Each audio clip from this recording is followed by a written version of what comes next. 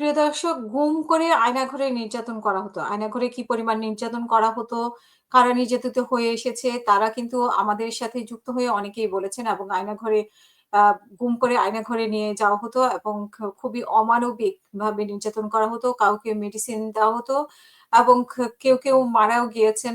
আবার কাউকে মেরে ফেলা হয়েছে। এমন অনেক কাহিনী আমরা শুনেছি। কিন্তু আজকে সেনা ৩ কর্মকর্তাকে ট্রাইব্যুনালে হাজির করা হয়েছে। উনারাও সেরকমই স্বীকার করেছেন। বলা হয়েছে যে আওয়ামী লীগ সরকারের দীর্ঘ শাসনামলে আয়নাঘরে গুম নির্যাতনের অভিযোগে মানবতা বিরোধী অপরাধের মামলায় ৩ সেনা কর্মকর্তাকে আন্তর্জাতিক অপরাধ ট্রাইব্যুনালে হাজির করা হয়েছে। আজকেই সকাল 10:15 টার দিকে ঢাকা সেনানিবাসের বিশেষ কারাগার থেকে পুলিশ তাদের ট্রাইব্যুনাল ১ এ নিয়ে আসে। তবে তাদের বহনকারী যে সবুজ রঙের বাংলাদেশ জেল ফ্রি জোন ভ্যান এর ছাদ ভাঙা দেখা যায়। জানা গেছে যে ট্রাইব্যুনালে আসার পথে এটি ফ্লাইওভারে উঠার সময় গাড়িটির ছাদে থাকা এসি ভেঙে পড়ে। আ সত্য মিথ্যা জানি না, বাট পত্রিকার মধ্যে এমনটাই লেখা আছে যে এটা এসি গাড়ি ছিল এবং এসি ভেঙে পড়েছে।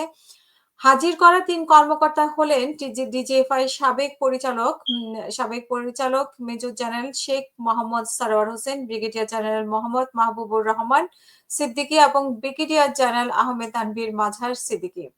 এই মামলায় সাবেক প্রধানমন্ত্রী শেখ হাসিনা সহ পলাতক আসামিদের মধ্যে রয়েছেন তার প্রতিরক্ষা বিষয়ক সাবেক উপদেষ্টা মেজর জেনারেল তারিক আহমেদ সিদ্দিকী এবং সাবেক উপদেষ্টা মেজর জেনারেল তারিক আহমেদ সিদ্দিকী এবং ডিজিএফআই এর সাবেক মহাপরিচালক লেফটেন্যান্ট জেনারেল মোহাম্মদ আকবর হোসেন, সাবেক DG major general Saiful Abedin, lieutenant general Mohammad Saiful Alam, সাবেক DG lieutenant general Tabrez Shams Chowdhury এবং সাবেক DG major general Hamidul Haque এবং major general Tauhidul Islam, major general Kabir Ahmed এবং লেফটেন্যান্ট কর্নেল মকসুরুল হক।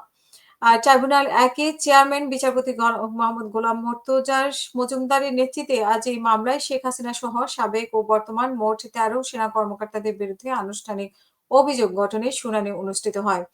গত ২৩ নভেম্বর অভিযোগের ঘটনার শুনানির জন্য আজকে তারিখ নির্ধারণ করা হয়।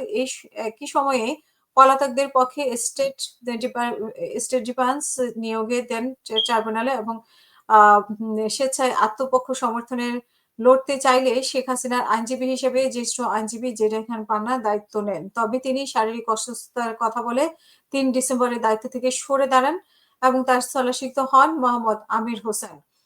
গত ২২ অক্টোবর সেনা হেফাজতে থাকা ৩ কর্মকর্তা প্রথমবারের মতো ট্রাইব্যুনালে হাজির হয়েছিলেন। শুনানি শেষে তাদের গ্রেফতার দেখিয়ে কারাগারে পাঠানোর নির্দেশ দেওয়া হয়। একই সঙ্গে পলাতকদের হাজিরের জন্য ৭ দিনের মধ্যে ২ টি জাতীয় পত্রিকায় বিজ্ঞপ্তি প্রকাশের আদেশ দেওয়া হয়।